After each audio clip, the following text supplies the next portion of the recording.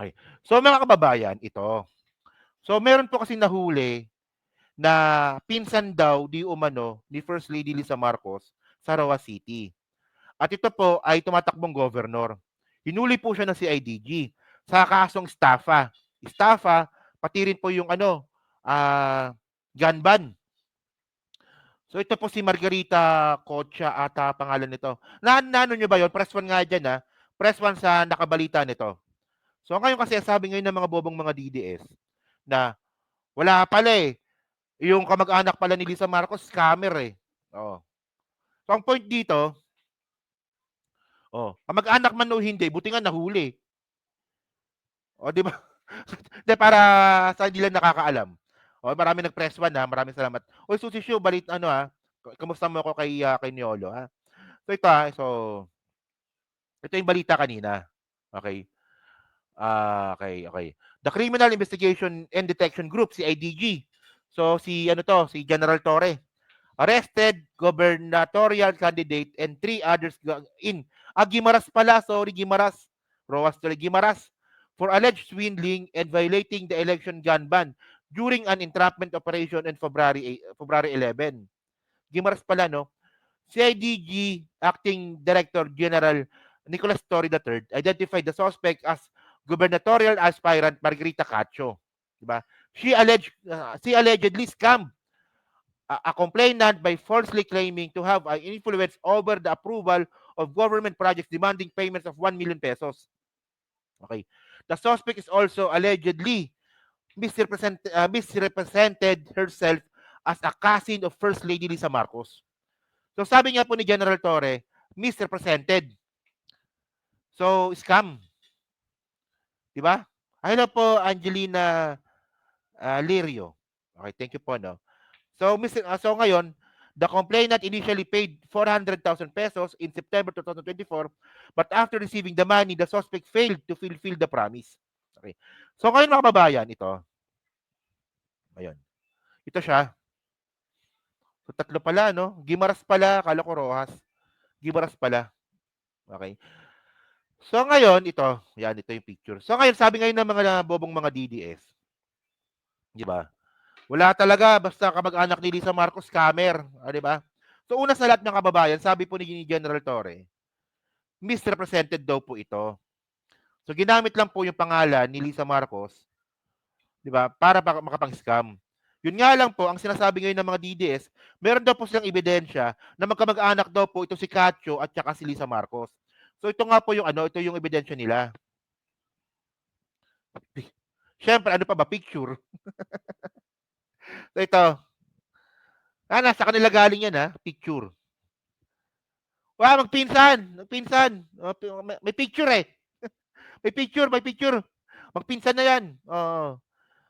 Tapos sila rin, may picture din sila. Ito, mag-asawa to.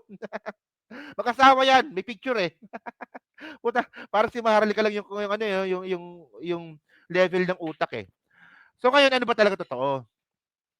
Ano ba talaga totoo mga kababayan? So ngayon, ang sabi ni General Torre, ito. Sabi ni General Torre, di ba? Criminal Investigation and Detection Group, General Nicolas Torre on Thursday says Maggie Cacho, the gubernatorial candidate who was recently nabbed for swindling in Guimaras province, is also posing as a cousin of First Lady Lisa Marcos. Torre says Malacanang asked authorities to arrest Cacho because of her acts that taint the First Lady's name. So sino nag-utos mga kababayan? Malacanang. Di ba? Malacanang ang nag-utos. Alam niyo kung saan nagsimula kasi ito? Doon po sa pulis na nanghuli sa Guimaras. Ayun ang unang in-interview na kung ano-ano sinabi. So ayun po ang pinick up ng mga DDS.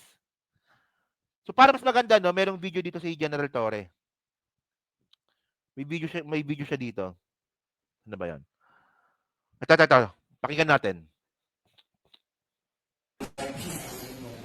Na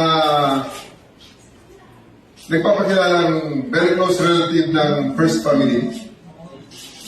Based on the directive ng Malacanang mismo, that was relayed through the OSCE, Office of the Special Envoy for Transnational Crime, si Ambassador Marcos Lacanilaw.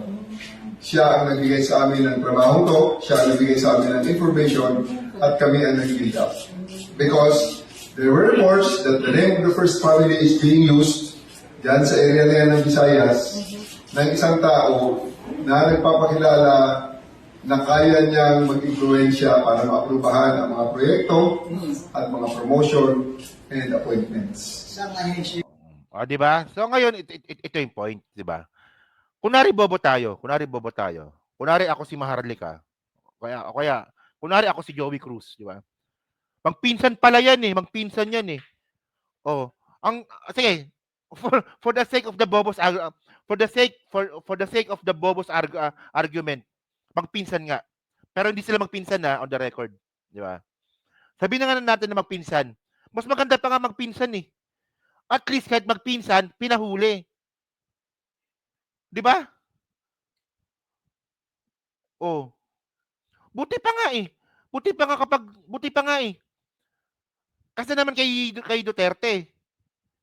O kay Duterte nga, si Duterte nga eh, hindi niya nga kamag-anak eh, pinagtatanggol kahit mali eh. Ito pa kaya. Sabi ko nga kanina eh, nung pinagkakalat ito ng mga bobong mga DDS, eh, buti nga nahuli. Kung pinsan nga. Oh. So, ibig sabihin nun, walang kamag-anak. Walang kaibigan. Pag mali. Oh. Yung problema, hindi nga magpinsan. Anong gagawin natin? Lang ang pilit natin. Mas maganda nga sana magpinsan eh. Para ipopromote ko pa talaga yan eh. Pinsan ni Lisa Marcos scammer. Pinahuli mismo ni First Lady. O, at ang malinaw dito mga kababayan, ang nagpahuli, Malacanang. Oh. So, and then mga kababayan, no, alam nyo, nakakatawa dito kasi. Tingnan nyo ito kung ano nakakatawa dito. Ito eh. Ano ba yun? Ito, kilala nyo to si Peter Lim. Oh. Ito nga mga kababayan eh. Hindi naman kamag-anak. Hindi naman pinsan. Kaibigan lang. Anong ginawa ni Duterte? Pinatakas. Tandaan nyo isa po sa mga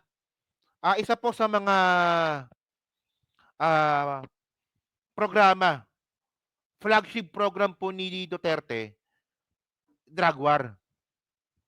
Ang tanong dito, bakit mo pinatakas to? Ito hindi mo to pinsan. Hindi mo to kamag-anak. Kasosyo mo lang ata ito pero pinatakas mo. So ngayon, ang balik dito sa inyo. O imbis na nakalimutan ko na to, naalala ko pa tuloy. O meron pa yan dito isa pa. O ito pinakamalupit.